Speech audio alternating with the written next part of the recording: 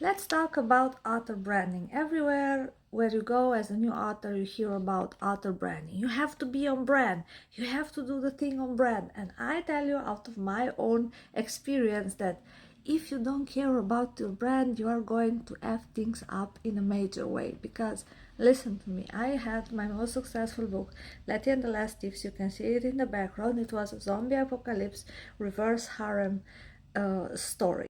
I tried to change my style because I was very inspired after watching Dexter and I wanted to go out of my way and I was like, I'm going to write something new. And I wrote an amazing book that I love and adore. It's called The Serial Killer's Guide to Love and it has some of Dexter, some of you, some action, some blood, some gore, but it's an MF story and it's not on brand for me because it's not apocalyptic. It has no zombies and it has no reverse harem. So what have I done?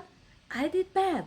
Same as I did with Apocalyptic Winter. That was apocalyptic, but it was too slow burn and it bored my readers who want some more action and they want a strong female main character who is badass, who is kick-ass, who is a little bit like Alice from Resident Evil or like Carol from The Walking Dead. They don't want like a little delicate flower that is just trying to find her way in the world and is a little bit awkward and a little bit weird. No, they want a woman that just brings out her weapon of destruction, or and a girl has her favorite. So I'm going to sit here with my club and just try to club the information into your head so that you don't make the same mistakes I did. Because no, if you want to change your brand, you have to either change the entire thing or you have to start with another pen name. So for me, from now on, Kitty Siberia equals zombie apocalypse reverse harem. This is what my readers want to read. This is what I'm going to give my readers. I cannot go with clean romance. I cannot go with sweet romance. I cannot do the innocent main character. They want a sassy, potty mouth, badass chick that's going to say to the guy that's like 6'4", so what are you going to do about it, handsome? Huh? So yes, this is what I want to read. And I want my readers, and I love my readers, and I want them to read my books. So if I want them to continue reading my books, I'm going to give them whatever they enjoy. And I enjoy writing zombie apocalypse reverse harem, so why not? So think about your brand. It's very important. What was your most, and if you don't know what your brand is, because now you can say, hey, well, Alina, you're crazy, or Kitty, however you want to call me, you're crazy.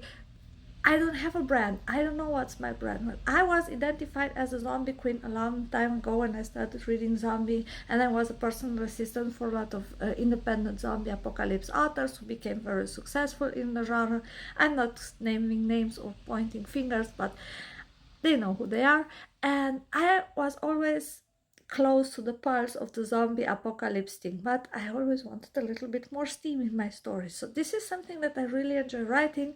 I love watching everything zombie. I love reading apocalypse stuff. Maybe my favorite book in the entire world is The Road, same as the movie. And this is something I enjoy, but maybe your brand is mafia romance. Maybe your brand is EMP apocalypse. Maybe your brand is, I don't know, murder mystery, cozy, magic, fantasy, urban fantasy. You have to find something that you really like to read and that you really like to write and try to stick to it. And no, I know a lot of bigger authors say, well, people buy the story because there's my name behind it. Yes, maybe authors that already have like 20 years and 100 books behind them can do that, or they are traditional published and they just get the contract and they don't care about the royalties from the Zon. But I can do that, and you, if you're an independent author, you can't do that either. So you are going to have to write on brand and keep your readers happy. If you want to make money, I would like to make money, so it's a little bit like, yeah, I want to make money, so I cannot just be like, you're going to read my book because I'm awesome. Big names can do that. I think that if Stephen King would start writing historically romance, people are going to pick the book up because, yes, Stephen King wrote it, even though it's historical romance and it's not on brand, and they would read it and they would be like, where's the crazy kid that kills everyone, and where's the mystery? This is just a duke and a duchess and they're doing things. Very important.